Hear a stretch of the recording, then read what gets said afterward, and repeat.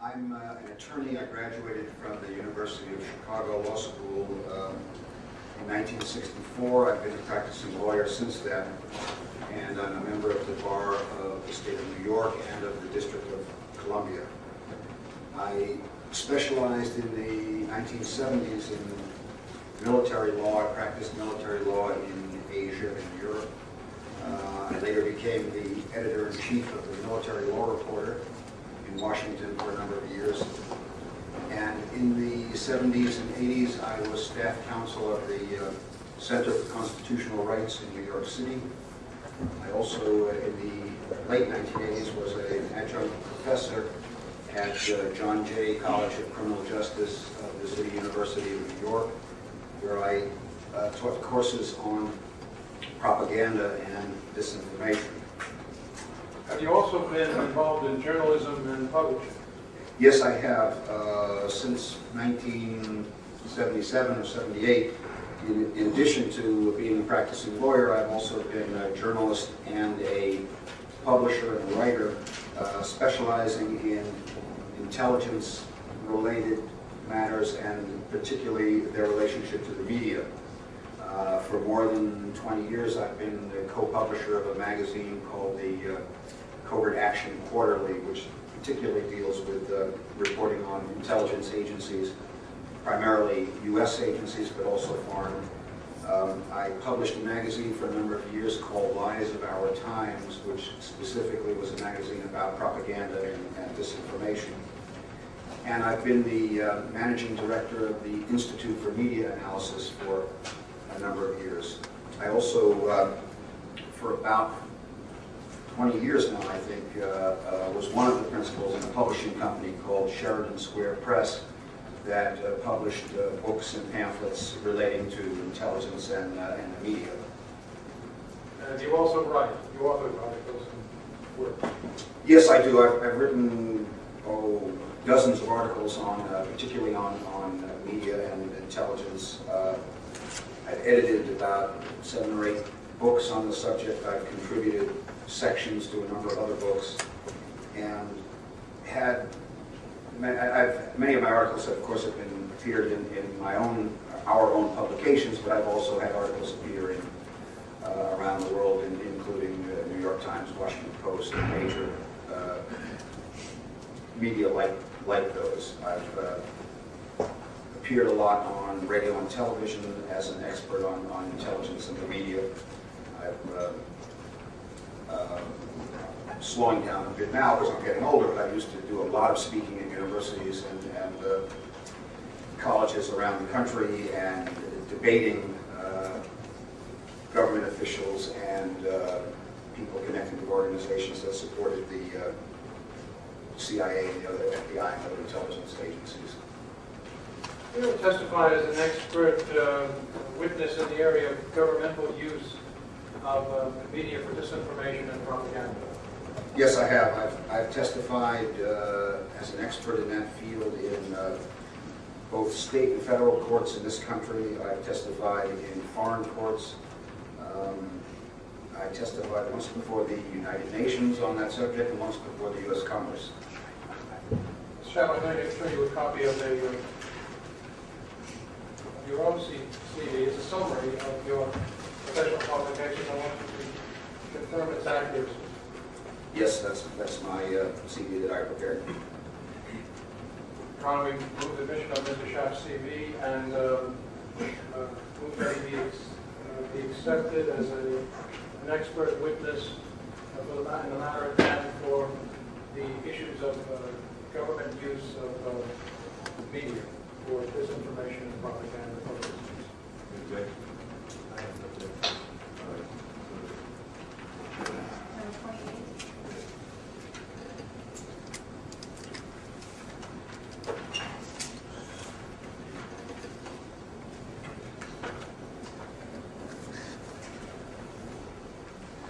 In the course of your research, have you had occasion to study the use of the media by government agencies?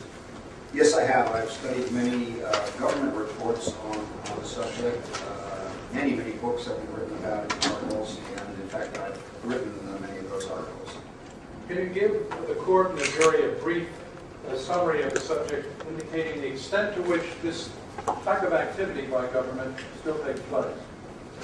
Yes, I can. I won't go into ancient history, but it should be noted that governments around the world have secretly used the media for their purposes for many hundreds of years, probably thousands, but certainly from the 16th and 17th century in England on, there's been a great deal of research about the use by governments, the secret use of the media. For our purposes, though, particularly relating to the U.S., the most significant and the first major deliberate program in this country was during World War I, when President Wilson set up an organization called the Committee for Public Information under a public relations executive man named George Creel. The purpose of this committee was to propagandize the war effort against Germany. This was created immediately after the U.S. entered World War I in 1917.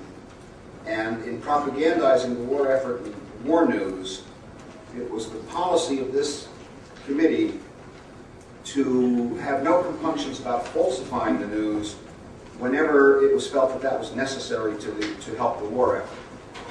Can you give us an example of the type of falsification of the news that you're talking about?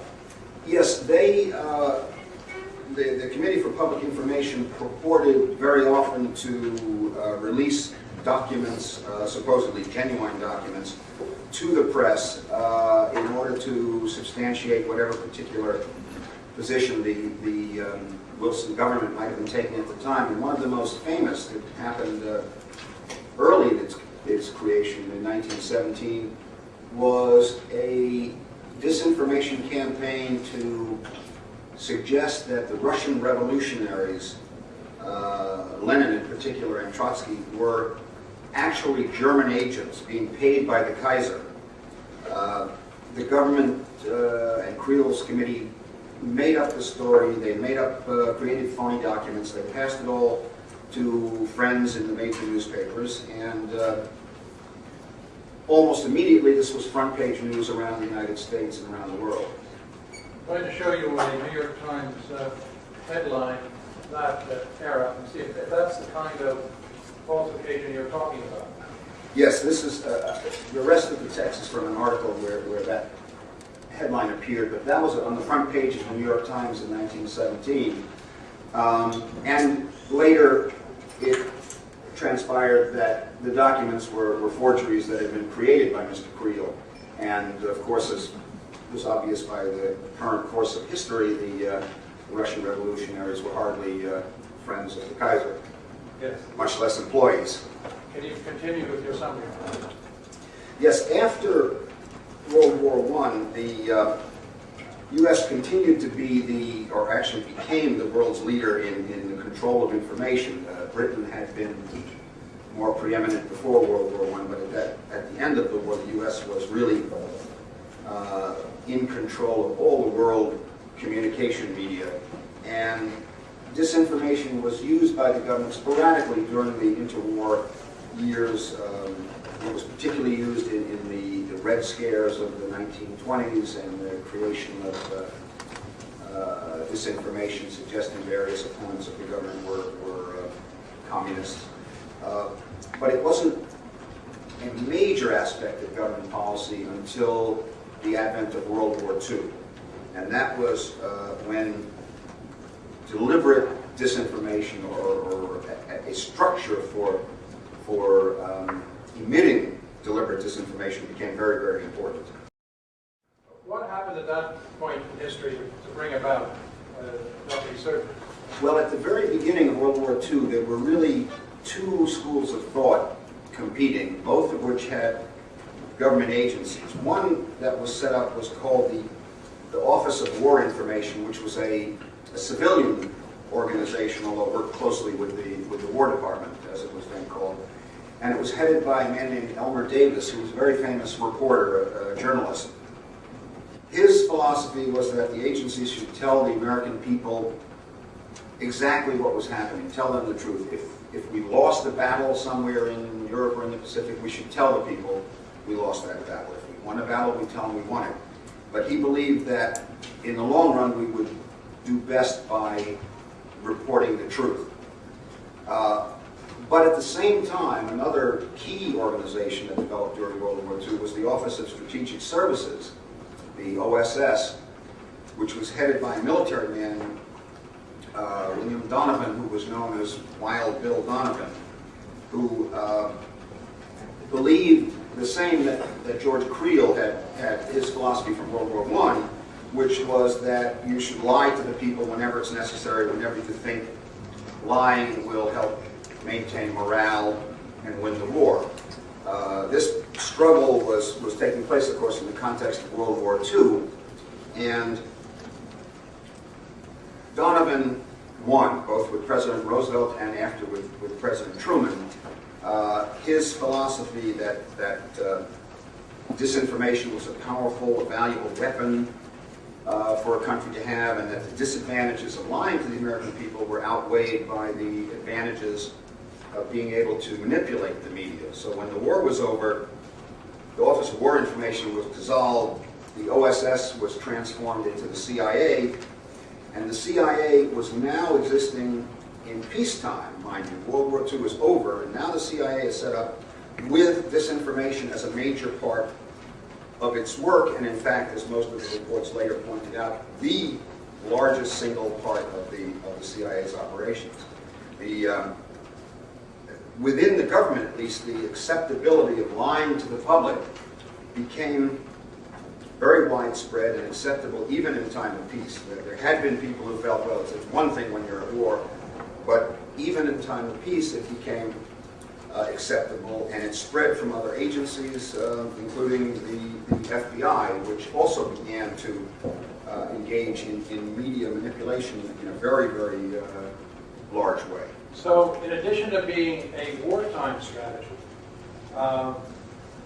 with respect to the security of the nation and the propagation of falsehoods in times of war, this tactic started to be used in peacetime.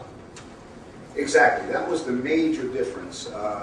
Certain things were much more acceptable or expected over the course of history in time of war, and were generally supposed to stop when the war was over. Now, there were people who argued in the late 40s that the Cold War was a war, just like a hot war, and that was the war that was on, and that was why we had to do this. But what really happened is there were not battles being waged between soldiers. There was not a hot war going on anywhere, and yet the infrastructure that had been set up to spread this information, to be able to lie, became institutionalized and became operating at a greater and greater level. Mr. Chapp, how is it that some individuals like yourself have become more aware of these kinds of practices in our lifetime, while the mass of the population has not? Well, it's mostly because by coincidence there were a number of factors that came together mostly in the 1970s, leading to major congressional investigations of these activities, leading some newspapers to fund serious, in-depth investigative reports. And in the middle and late 70s, there were a huge series of congressional reports on intelligence activities, a whole section of which was devoted to media activities. And then there were major exposés in the New York Times and the Washington Post. It was sort of the Watergate mentality, I guess, that allowed this to happen. There was a window of a few years when exposing government misconduct, particularly past government misconduct, and as far as the government was concerned, the older the better, but at least there was a window of opportunity where this was acceptable even within the mainstream, the establishment press. It was not frowned upon as much as it might have been at other times, both before and since. Okay, before we go into some specific instances of this in detail, can you explain to the court that really how does disinformation work, and why is it so successful? Well, you have to understand first the target of propaganda, of disinformation, the consumer of the false news, so to speak, is in what we're talking about is the American public in general, and sometimes the public overseas. Disinformation is almost always, by definition, about things that the average person has no separate personal knowledge of, otherwise it couldn't really work. I mean, you can't fool the people you're talking about. You can fool the other people who don't know about it. You're not trying to fool the people you're talking about. The simplest example is during the Vietnam War, when there was a massive bombing campaign and the U.S. was bombing Cambodia. President Nixon and Secretary of State Kissinger repeatedly made public statements that we are not dropping bombs in Cambodia. Well, you couldn't fool the Cambodians who looked up and saw the bombs fall in their backyard. They knew you were bombing Cambodia. But the American people, by and large, accepted these statements as truth, and in fact, that was a disinformation campaign that was later admitted. We're talking about things that the public has no separate knowledge of. And it's also reinforced by the fact that the Americans generally tend to believe what their government tells them, to believe that government officials on all levels generally tell the truth. And that, if you have that absence of skepticism, it's a major plus for the disinformationists. And it's very, very unusual around the world, other than in the United States. In most other countries, particularly in Europe, it's much more the opposite. People tend, on average, to be very skeptical of their government. If the Italian government issues a statement, the average Italian on the street will say it's probably a lie, until you can prove to me otherwise that it's not a lie. Because governments lie. That's what they sort of expect them to do that, whereas Americans don't expect that. The average American would hear something from the government or hear the news on television and assumes that what they're hearing is the truth unless they're shown otherwise. They assume that almost nothing is ever a conspiracy. In Europe, it's very much the opposite. Anything happens, they tend to think it's a conspiracy unless you show them that it wasn't a conspiracy. I mean, after all, conspiracy just means, more than one person being involved in something. And if you stop and think about it, almost everything significant that happens anywhere involves more than one person. Yet here, there is not a myth really, but there's just an underlying assumption that most things are not conspiracies. And when you have that, it enables a government which has a propaganda program, has a disinformation program, to be relatively successful in having its disinformation accepted. The other reason why it works, even though, as we know, somewhere there are people who know it's not true. Somewhere they know you're lying about something.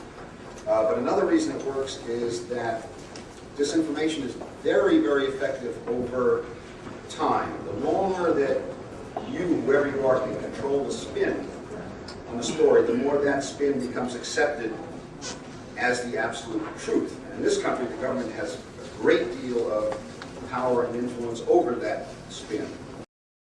Why is it so effective over time?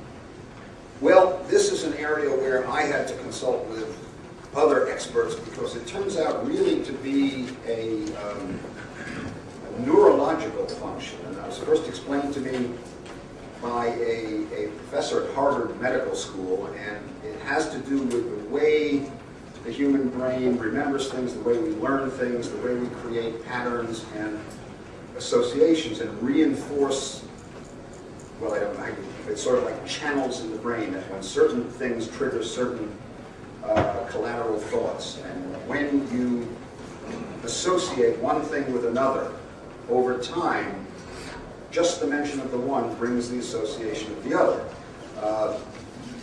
What this sometimes means is that even when something is later exposed as a lie, if it was accepted as the truth for a long time, the exposure of it as a lie is not believed. It's in one ear and out the other. The best example that we know in my field is one that John Stockwell reported on. He was a CIA officer in Angola, for Angola, but they were based, the CIA station was based in Congo. And when the Cuban troops were sent in to help the Angolans fight the South Africans during the early and mid-70s, the CIA's task was to try to discredit the Cubans and do whatever it could to make people around the world think it was a terrible thing that the Cubans were helping the Angolans. So Stockwell's group in Congo sat down and one guy says to the other, well, let's think of something terrible we can say that the Cubans did. And another guy says, hey, why don't we say they're raping Angolan women? That'd be a great thing to say. The other guy says, terrific, and they call in their media experts and they start sitting there at their desk at the CIA office and they start typing out these news stories about how a group of Cuban soldiers raped a bunch of Angolan women in some operation. And then they write story number 2, which is that the villagers got incensed and decided they didn't want the Cubans anymore and they were going to find the soldiers who did it and arrest them. And story number 3, the villagers captured the Cubans. Story number 4, they were tried and by a jury of the women victims, and they were later executed with their own weapons. And they made a series of about 12 newspaper stories in a row. And with one phone call and one visit, it went over the wire services, it went into Europe, it went into the United States, it went around the world. And for about a 6-month period, there were all these stories about the horrible Cuban rapes in Angola.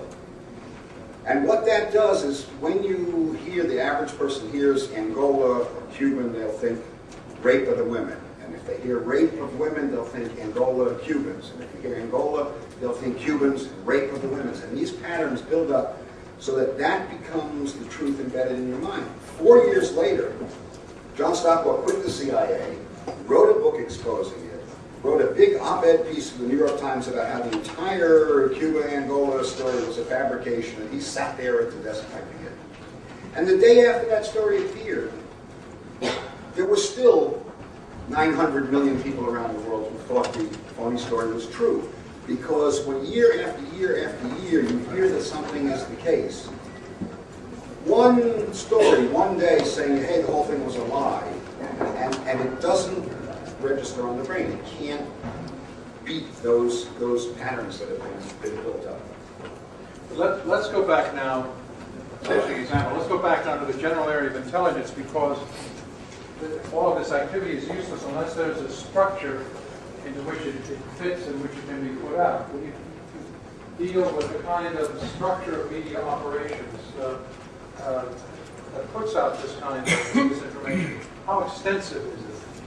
Yes, we have a lot of information about the CIA. We have a certain amount of information about the FBI, a certain amount about military intelligence. And the reason for this is because there were those congressional investigations that I mentioned before. There have been reports published, particularly from the Church Committee in the late 70s, where they published volume after volume describing the extent of media operations by the CIA and other agencies. The exact amounts of money that were being spent were not divulged by those initial reports because that was considered to be classified. The intelligence budgets are always classified, except at the same time, every few weeks you'll read something in the newspaper where they say the classified budget, which is approximately $25 billion, so on and so on and so forth. So what we've learned from these reports is that the first thing was that about a third of the whole CIA budget went to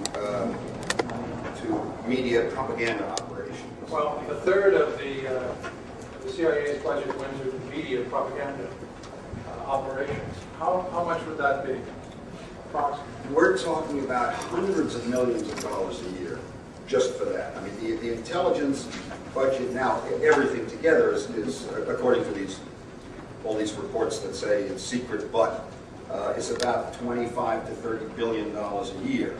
Now, a lot of that is high-tech stuff, has nothing to do with what we're talking about, satellites and so on. But the stuff that goes to the CIA is several billion.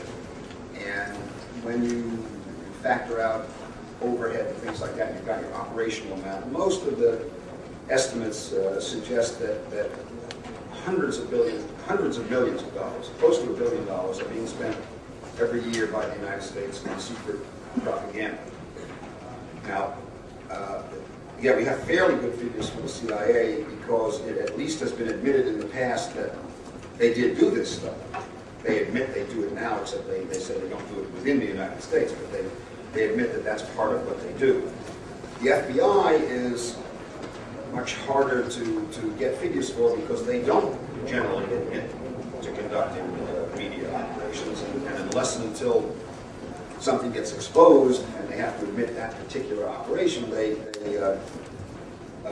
deny to an extent where it's really hard to try and estimate how much money is being used by the FBI and by the military intelligence agencies. But it's sort of clear that hundreds of millions of dollars a year are being spent by various aspects of the government on deliberately creating and spreading lies. Before we get into the specifics of media operations related to the Martin Luther King case, James Earl Ray, can you give us, just to finish the background, can you give us some idea of the influence that the CIA and the FBI had over the media? Yes, again, this was something that very specific figures came out in the 70s and 80s, and we don't know the precise figures today. We have no reason to think that they are significantly less than what came out. But when the Church Committee reported on CIA media operations, for example, beyond friends in the press, beyond having people who were just generally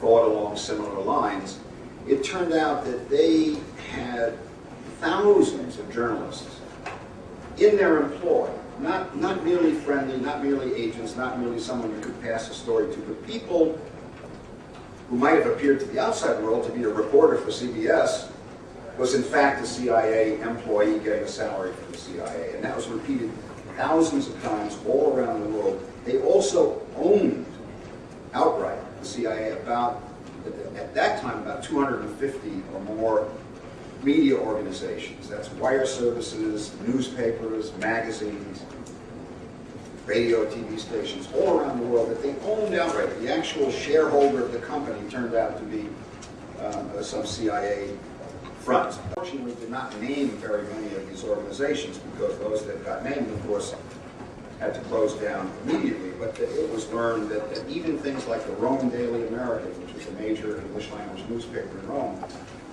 for 20, 30 years had been owned by the CIA. This was published because the paper closed the next day.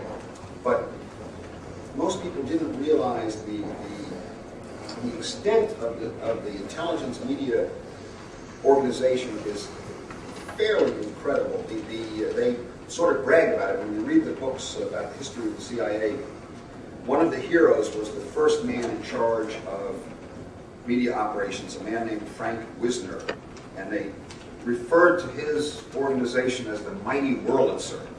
And there's this image of this guy sitting at one of those giant organs, you know, with 17 keyboards, and you're playing this sort of like the Phantom of the Opera in that scene. And there was the guy running the CIA media operations all around the world. And he really was, because every single city of any size on Earth, he had some employee who was supposedly worked for a newspaper or a magazine or a radio station or a wire service. And they could get stories anywhere. Could you give just one or two more specific examples? Yeah, there was one, actually in an article that was published, written by a former CIA officer named James Earl Ray, who was not in the propaganda division. He was in finance, but he was so amazed he wrote a little article about this. And he was stationed in Japan one time when there was a big debate raging there over whether nuclear-powered ships should be allowed to dock in Japanese ports. It's always been a very touchy issue, and at least since Hiroshima, it's been a very touchy issue in Japan, even peaceful uses of nuclear power. And the U.S. line was to promote the docking of nuclear-powered ships because the U.S. had more and more of them. So they wanted the Japanese papers to editorialize in favor of this in the debate that was going on. And Jim said he looked and saw this guy at a nearby desk sit down and type, this is a CIA officer, an employee of the U.S. government, type an editorial, and then waved goodbye to everybody, left the office. The next morning, that appeared as the editorial the lead editorial in the largest newspaper in Japan. Now that level, they didn't go to a friendly publisher and say, gee, we'd sort of like it if you could maybe do something a little bit favorable to this issue. They wrote the editorial, they handed it to the guy, and the next day, in Japanese, it appears in the paper. Another thing showing the influence here in this country was during the Vietnam War. I don't know, well, some people my age will remember it. There was a Life magazine that had a cover picture of a North Vietnamese stamp that showed the Vietnamese shooting down American planes. And it showed U.S. planes with U.S. markings in bursts of flames and crashing and U.S. pilots being killed. And it was a pretty bizarre and gruesome set of postage stamps. And there was a whole story in there basically trying to give the line that the Vietnamese were glorifying the killing of Americans, and they thought it was so great to kill Americans that they were putting it on their postage stamps. The only thing that was later learned is that these were not North Vietnamese stamps. They were CIA forgeries, had never been real stamps. And the CIA was able to have them appear on the cover of Life magazine as if they were the real thing. That level of influence is something that many people don't realize. And when you read the congressional reports, page after page after page, it's absolutely astonishing how, given the urgency, and given that they had hundreds of millions of dollars at their command, they could get almost anything to appear almost anywhere. What about the FBI, domestic department? Well, the FBI, there's much less documentation, again, because the official position is that the FBI doesn't do this, whereas the official position is that the CIA does do it, although they try not to talk about it. But what did come out in the congressional reports primarily is that a major FBI division, that was called the Crime Reporting Division, was theoretically supposed to keep track of how federal crimes were being reported. Why that was their business, I don't know, but that's what the theory was. But in fact, what it was doing was a whole division set up to keep track of journalists and reporters and magazines and newspapers to decide who could be counted on to write stories that the FBI wanted written, who would slant stories the way they wanted it. The question of whether these particular reporters were actually FBI employees, like so many were CIA employees, is unclear. That's never been admitted by the government that the FBI actually took its own employees and had them get a job as a correspondent on a newspaper, let's say, whereas we know that the CIA did that in many, many places. There's no reason to think they couldn't have done it, other than the fact that it hasn't yet been exposed. But in any event, there were significant pressures available to the FBI to use their friends. And the Church Committee report gives many, many examples, copies of memos from Hoover on down, where there'd be a thing attached and said, get this information to our friends at the Copley News Service, get this information to our friends at Reader's Digest, get this to our friendly AP reporter, and so on. And then, of course, they would show the clipping indicating that, in fact, someone had gotten it to their friends, and it would then go over the wires or appear in the stories. Let's turn now to the use of the media in this type of campaign activity against Martin Luther King Jr. But before you do that, just would you tell the court and the jury one of the sources of underlying your testimony in this aspect? Yes, I did a goodly amount of additional research and preparation in contemplation of appearing here. And there really are two main sources. The first, of course, is the various congressional reports that we talked about. In addition to reports about general operations or misconduct of the CIA or the FBI, there have been specific studies, I don't know if they've been mentioned in this case, but there have been specific studies relating to Martin Luther King Jr., both with respect to attacks on him while he was alive and also specific reports with respect to his murder. There was an entire volume published from one of the Senate investigations on the FBI media campaign against Dr. King. And there was a House committee that published a volume investigating his assassination. And these, of course, are the most important sources for what I'm talking about and what other people have written about, because they have a great deal of government documentation in them, which no private journalist could ever get their hands on. There are things in there that even the best of research wouldn't be able to obtain, but the congressional committees had subpoena powers and were able to amass thousands of documents, most of which were photocopied and attached to their reports. For our purposes here, as well as those sources, what other sources have you used? Well, I've also, of course, reviewed many books that have been written on the subject, hundreds of articles, and I've done briefcases full of clippings that were major stories written about Dr. King, particularly in the last few years of his life, and then most of the coverage in the first few years of the James Earl Ray case, both before and after his guilty plea. There was very intensive coverage, as you can imagine. And throughout the 60s and into the early 70s, there was quite a bit of coverage in those clippings that I've been able to find. I've reviewed some of the sporadic coverage in the 80s and 90s. I've also been able to assemble and review, although the level of that coverage has decreased very much over the last decade or so. What do the congressional reports, if you can summarize and give some instances, what do the congressional reports tell us about the FBI's use of the media in general, but then particularly as it relates to Dr. King? Well, in general, the first thing they show is that throughout its history, the FBI has made relations with the media a key area.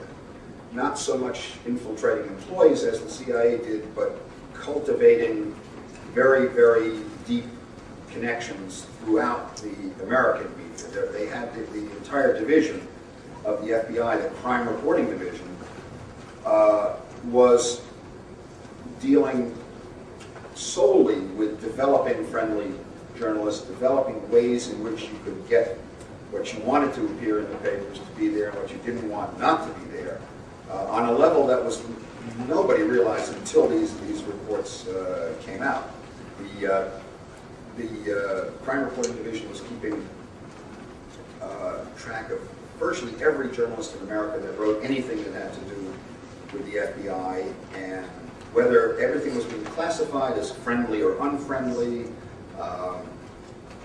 It, of course, was somewhat complicated because it generally meant, did J. Edgar Hoover like what they wrote or not like what they wrote? And practically the opinion of nobody else at the FBI mattered while Hoover was alive. But he kept charts on every significant journalist as to who was helpful. And when you look through the reports and the documents that have come out, you'll see statements by Hoover and his immediate subordinates: get this information to friendly journalists. Get this to our friend at U.S. News and World Report. Get this to some friendly reporters in Memphis. And you just see all that sort of stuff. Interestingly, though, this information, it never mattered whether the information was true or false. That was not what it was about. You find FBI planting information that's true, you find them planting information that's false. The critical thing was if they had the friend at that media place, that friend was going to run what they wanted without investigating. Could you just cut through, tell us what the church committee said about Quanto Pro reports and explain to the court and the jury what with the Quanto Pro activity? Right, the COINTELPRO was counterintelligence program, and that was the major FBI program to counter what it conceived to be threats to American democracy, and it was, at least in my opinion, rather paranoid in what it considered threats. It had divisions trying to operate against communists, against socialists, against the new left, against the old left, against what they referred to as black nationalists, what they referred to as hate groups. They had a separate section just on the Nation of Islam. They had a separate section on the Civil Rights Movement. They had a hybrid program on Communfill, which was to deal with the possibility that communists were infiltrating non-communist groups. So they had one section trying to disrupt groups they felt were communist influenced or dangerous, and another one trying to infiltrate groups or find out about groups that they thought other people were infiltrating. Basically, they, and of course you have to understand that the counterintelligence program was really a misnomer, because counterintelligence normally means you're trying to find things out.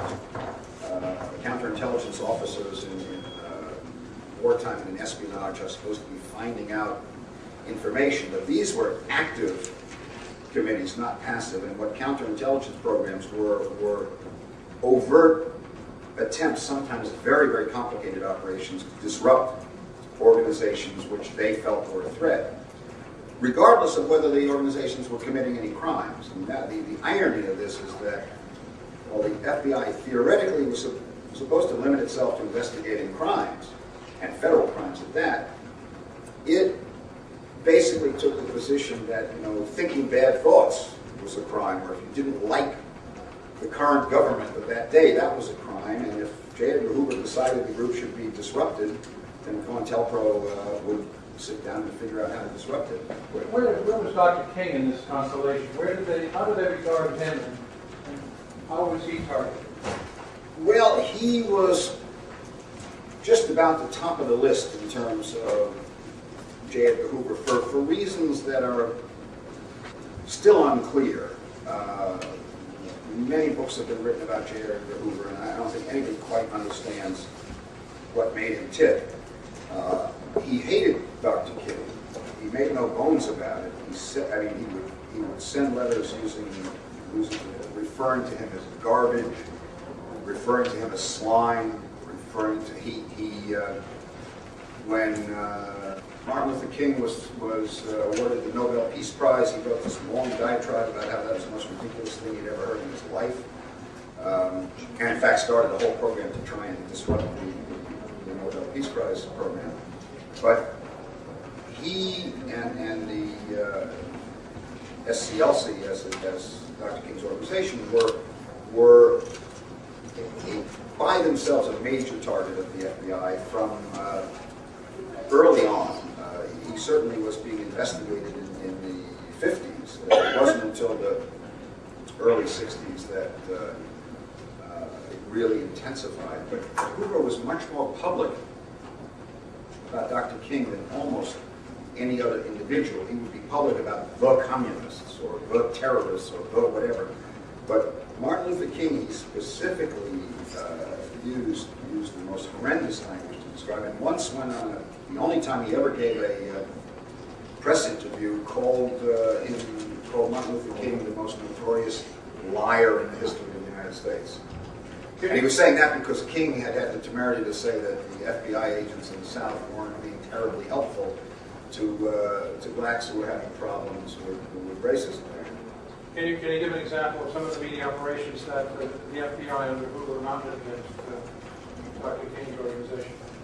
Sure. The first really significant ones were to suggest that the Southern Christian Leadership Conference was communist infiltrated and communist dominated. The FBI had prepared dossiers on King and on everybody who was working with him, and they had two people who were close to Dr. King who had at some time in the past had some affiliations with communists.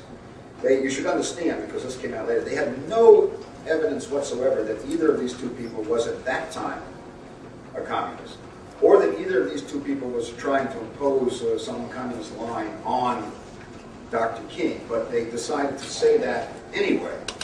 And they prepared dossiers on these two people. One was a white lawyer, Stanley Levinson, and the other was a black organizer named Jack Odell. And what they did is the same way, get us a friend at this paper, get us a friend there, they started planting stories, and I think I've let me give you one of the let's call up on the stand one of the stories. screen one of the stories that they planted. That's the second page. I think the headline is right. This was a major story about Jack O'Dell and an attempt to. I mean, they were attempting to discredit Dr. King and the organization. They were not trying to just get rid of O'Dell because that would be better for the organization. But they spread this particular clipping, I believe, is from the Atlanta Constitution, but it says in it that it makes reference to prior articles in the St. Louis Globe Democrat and the New Orleans Times Picayune. The story, which was essentially based on the FBI spreading this information, appeared all over the country. Other than a general attack, is there anything else significant about this article? Well, actually, this is a good one because it demonstrates some of the techniques they use. The most significant one is being fuzzy whenever you can. It has in there. It refers to O'Dell and says has been identified as a member of the National Committee of the Communist Party, and that this is the sort of the passive tense to avoid saying what you know. When you say someone has been identified, you don't say who identified it. You don't even say whether this identification has been confirmed. You don't say whether it's true or false. I mean, you know, one person anywhere can say something about anybody, then you say he has been identified as a such and such. That's very important, particularly because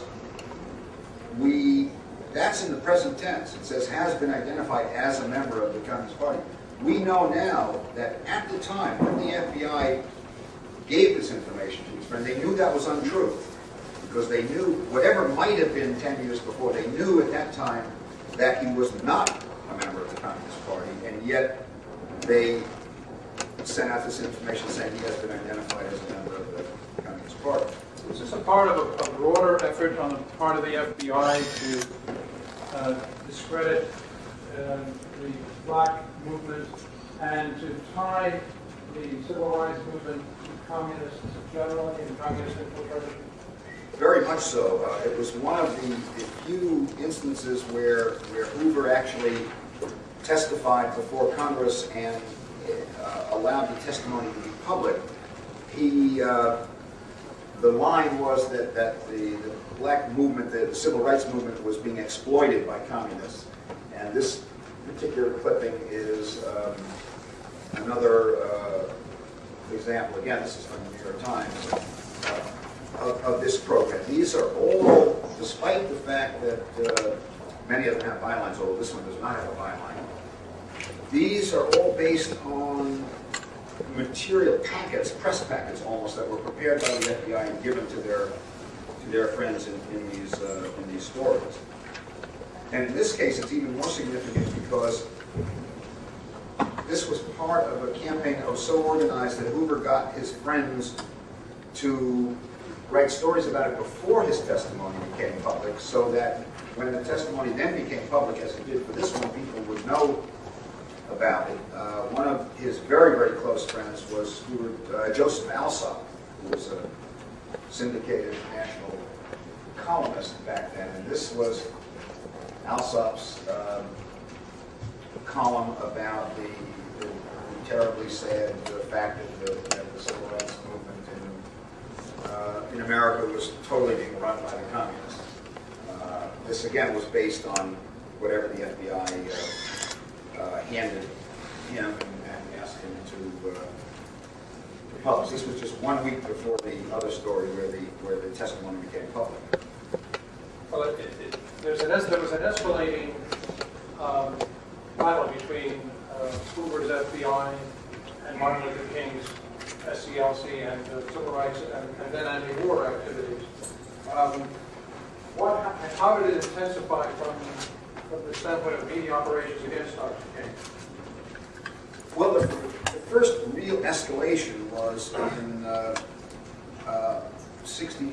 late '64, when I mentioned before that Hoover gave a press conference and called King the most notorious liar in the country. this was sort of shocking. It was shocking that he said it. It was shocking that he said it in the context of a public meeting with journalists, and it appeared all over the country, and the whole conference was reprinted in U.S. News and World Report with a tape. In fact, the tape was originally used, and this is one of the things that the House Committee found the most outrageous, in an attempt to try and drive Dr. King to commit suicide. Shortly before he went to get the Nobel Prize, the tape was mailed to him with a long letter basically saying, if you don't kill yourself, we're going to make this public. Nothing ever happened because he was getting so much mail that this thing, what somebody thought was, somebody made a tape of one of his speeches, and they put it in the back room, and they didn't get to look at it until about 9 months later, long after he'd come back, and then they saw the note trying to get him to commit suicide, and then 10 years later, we discovered that it was the FBI who wrote that note and made that tape and mailed it to Dr. King. That exists in government influenced and controlled, sometimes owned media, print, audio, visual media entities, and how that infrastructure gets focused on opponents of the United States, such as Martin Luther King.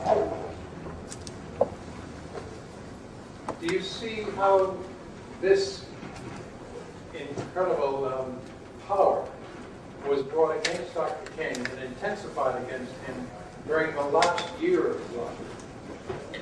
Yes, I think the main reason for that was very, very specific. There was one speech that Dr. King gave in April of 1967 at Riverside Church in New York City, where he came out against the war in Vietnam. And if you remember back to that period of time, this was a fundamental debate gripping every aspect of this country, the pros and cons of the involvement in Vietnam. And when Dr. King came out against the U.S. involvement there, this was immediately accepted by J. Edgar Hoover as proof that he was a communist, proof that he was a terrible person. But did this have the effect of unifying all of the forces, all of the intelligence forces of the United States? And so it was not just an FBI matter, but it seemed to spread to military intelligence, central intelligence, and others. Absolutely. Once Dr. King made that statement, the CIA in particular considered him and his movement fair game, even to the extent that their operations were limited to foreign policy. Again, because of the congressional investigations, we know that the CIA, which people thought did not operate domestically within the U.S., had a huge domestic program called Operation Chaos, which was designed to counter opposition to the Vietnam War. And even though they later admitted it was illegal and later admitted they shouldn't have been doing it, there have been whole books of congressional reports about all the Operation Chaos activity in the United States, and what they called black nationalists were a specific target of that campaign. This continued in 1968 and his activities with the sanitation workers striking here in Memphis and his planning for the Poor People's Campaign in Washington. Absolutely. The campaign against Dr. King's activities went up to the very last day of his life. In particular, on his involvement with the strike in Memphis, the FBI decided at that point to try to spread stories that he was encouraging violence. One of the key articles was in the Christian Science Monitor in the end of March of '68, and again gives all of the themes that the FBI wanted planted, particularly about violence. The article uses bizarre language for something about a small strike in a medium-sized town that was something, but was not like an earth-shaking event. This was a sanitation worker strike, and this story refers to it as a potentially cataclysmic racial confrontation. Not quite World War III, but along that kind of language. And the stories that began to appear, and this is just before Dr. King was killed, were suggesting that he was closely allied with violent forces.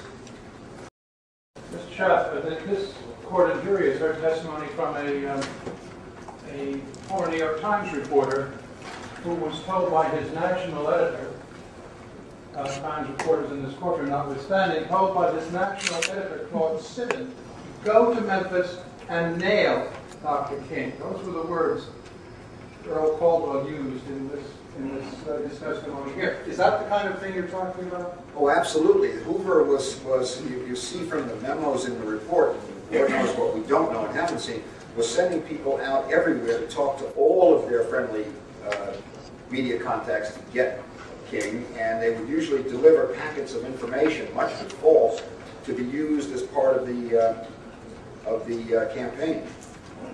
They also used a lot of very interesting tactics. You see in these stories a lot of fuzzy. I mean, the story that's on the screen, for example, has a sentence in it near the end where it says, "Many blacks have mixed feelings about Dr. King."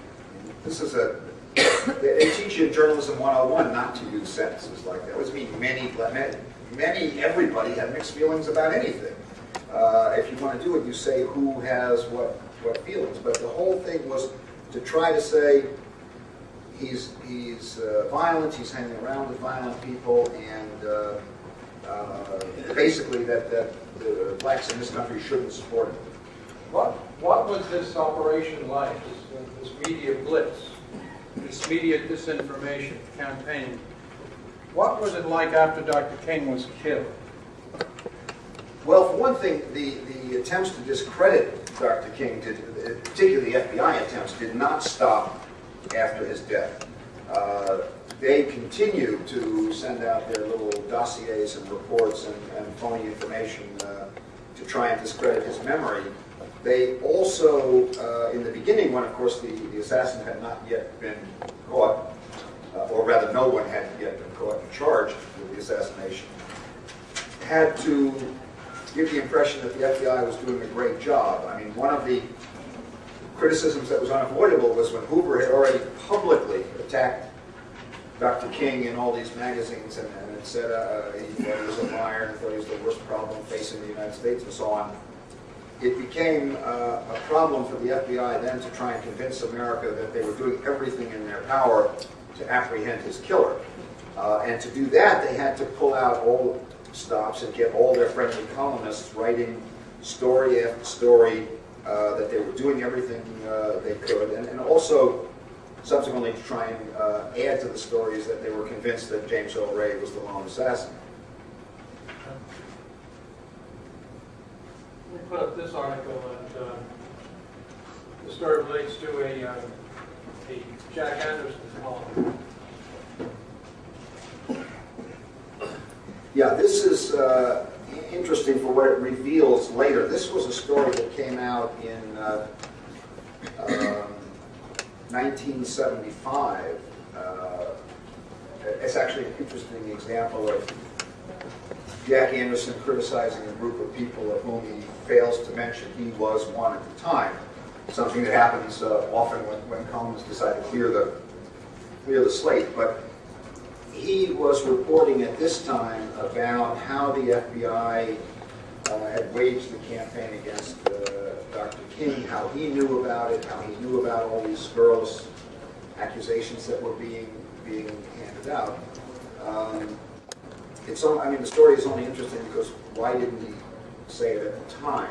Is one's first thought. But at least he made abreast of some of it. He also was able to explain that a number of the rumors about Dr. King had been proven to be not true. What he didn't know at the time, because the congressional report came out a little bit later, what he didn't know is that even the FBI at the time they were spreading the stories when Dr. King was alive knew that the stories were not true. Now, at the same time, they were trying to discredit Dr. King and continue to discredit his name after he was killed. They were trying to enhance the manhunt and the law enforcement work during that time. Yeah, not only enhanced, but use hyperbole that was pretty bizarre, although of course you can understand the pressures that were on them when no one had been caught. The Drew Pearson, who was a very close friend of Hoover's, had a nationally syndicated column and wrote one basically designed to try and kill the rumors that Hoover wasn't trying hard because he didn't like King. And in it, Pearson says he is convinced that the FBI is conducting perhaps the most painstaking, exhaustive manhunt ever before undertaken in the United States. How he would know is beyond us, but that's clearly what Hoover told him to say. They also, I don't have the clipping here, but they also had another one of their very close operatives, Jeremiah O'Leary, who was then with the Washington Star, did an article for the Reader's Digest, and he went one beyond Pearson and said it was the greatest manhunt in law enforcement history in the world. So he was now saying this wasn't only the greatest manhunt in America, it was the greatest manhunt ever anywhere. There were a whole series, and of course when Ray was arrested, then there was a spate of sort of self-congratulatory columns done by the same friends of the FBI showing what a wonderful job they had done. Are there any other aspects of this coverage after Dr. King's death that were including media operations? Well, there certainly are, in my opinion. At this point, once we get beyond the things that have been admitted in the congressional reports, I'm drawing my conclusions based on my own experience and expertise, but it certainly seems clear that there were media operations around not only that the FBI had done a wonderful job, but also on the campaign to demonstrate that not only that James Earl Ray had done it, but that he had acted alone. What are the possible operations that you actually see? Well, you see in stories, again, by friends of the FBI, statements like, it looks like the theory that there was a conspiracy is untrue. The FBI has exploded the theory that there was a conspiracy. Even people who had see, they got caught a little bit because in the beginning they were planting stories that had conspiracy. I mean, there was a story that the FBI planted at the very beginning saying that Dr. King had been killed by the husband, by an irate husband of a lover of his. Now later, 10 years later, we saw that this was invented and they had made up this story. But then they were sort of stuck because if you're saying that Ray was hired by somebody else to do it, that's a conspiracy. So then they had to drop that story because now the line was that there was no conspiracy. So now they're saying, and the same people, Pearson mentioned that story and then later on denounced the generally prevalent theory that the murder involved a conspiracy without pointing out that he was one of the people who were part of the original prevalent theory. Even particularly, actually, after the guilty plea, when it got, there was no longer a judicial proceeding going on about which they could feed the stories they wanted to. They still felt a compulsion to periodically come up with stories that there was no conspiracy, there was no plot. The one on the screen being another one of these examples. Well, this is the continuation of the lone killer, lone nut gunman that had to be perpetuated throughout the period of James Earl Ray's incarceration. Absolutely. Never, because Ray insisted virtually from the day of the plea that there was a conspiracy, they felt compelled to continue to plant these stories. They went on for a number of years at a very intense level, and then it sort of petered off. But in the first year after the plea of guilty, Anderson wrote a number of columns saying there just wasn't any conspiracy. Max Lerner wrote columns saying Ray was the killer, there's nothing to the conspiracy theory. Another example of how they fuzzied it was even at the time of the plea, there was a story on the Washington Post, which I think I've given you a copy of, where they said no evidence of any plot, jury is told. Now, that isn't really what the jury was told. If you read the story, is that the prosecution was not presenting any evidence of a plot, which is very different from saying, of course, they didn't present any evidence that there wasn't a plot either. And yet, if you look at that headline, it looks like something has been said and done in court showing the jury there was no plot. And that's not what happened. It wasn't discussed either way. And there was a story, I believe, the next week in the Washington Post where the title of the story was "Ray Alone Still Talks of a Plot," which again, journalistically was ridiculous because there were millions upon millions of Americans talking about whether there was a plot.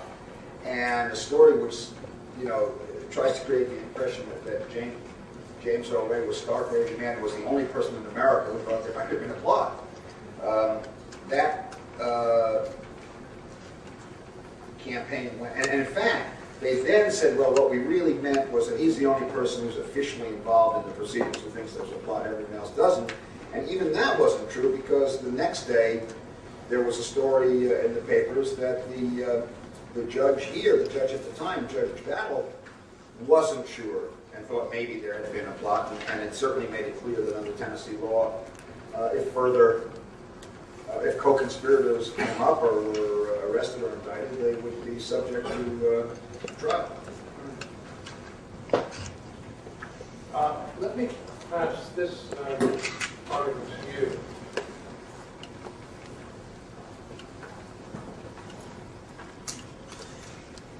I want you to look at that, Mr. Schaff.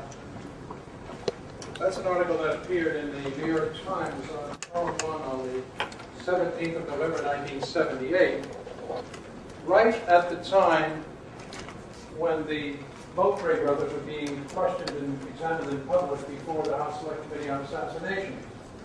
And that article speaks of an independent investigation of the New York Times, by the New York Times, and the FBI, and the Select Committee, into an Alton, Illinois bank robbery, an investigation which never took place, as it's now been established.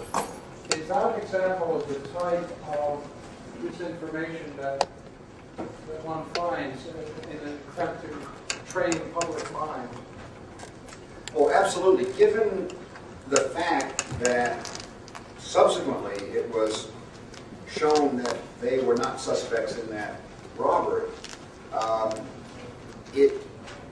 the first thing it means is that the reporter is saying some things which had to have been simply fed to him and not checked. Because if you're saying something happened which in fact very, very basic journalism would have proven didn't happen, you are either doing it on your own to spread some disinformation, which is extremely unlikely, or you're being asked to put a spin on something that you know is going to be coming out. Again, I don't know what happened in Alton, Illinois, but if, as I understand, there's been testimony, it is clear that the Ray brothers were not suspects in that case. This story is clearly disinformation because it's designed to make it appear not only that they were suspects in that case, but that they did it. And to make it appear that two investigations confirmed that. Whereas, since we know it wasn't true, it's impossible that either investigation could have confirmed it. Let me ask you, finally, this has been a long road. How do you regard, and what is your explanation for the fact that there has been such little national media coverage of this trial and this evidence and this event here in this Memphis courtroom, which is the first trial ever to be able to produce evidence on this assassination? What has happened here that Mighty Wurlitzer is not sounding, but is in fact totally silent, almost totally silent?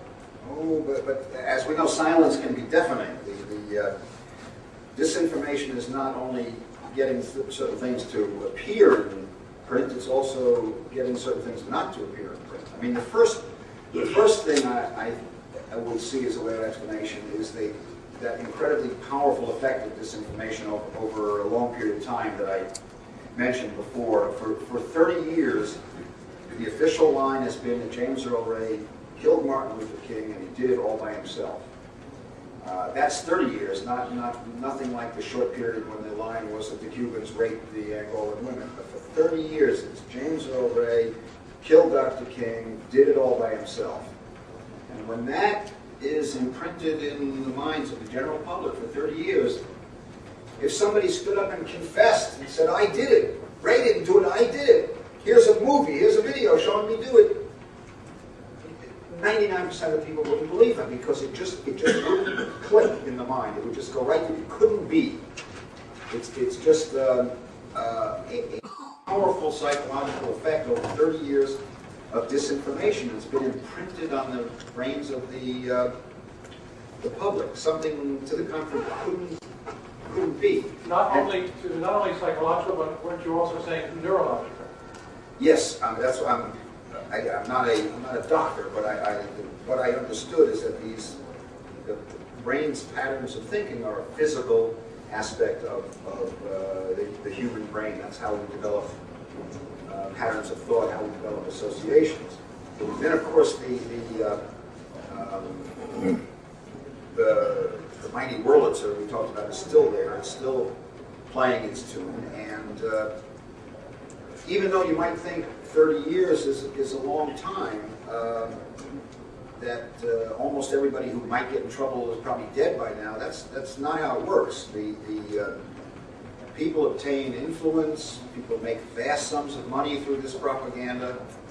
Those people pass that influence on to others. They pass the money down the line. And all of that can be at risk for a very, very long time. There are documents from the investigation of the assassination of Abraham Lincoln that are still classified.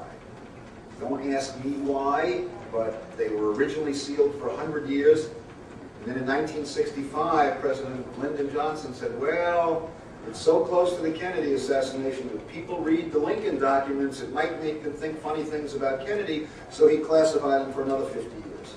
So now the grandchildren of anybody around when Lincoln was around are long dead, and these documents are still classified. And we're talking today about a case that's 100 years more immediate than Lincoln. And the establishment is still the establishment. Mr. Shah, thank you very much for joining us this afternoon. Thank you. Nothing further.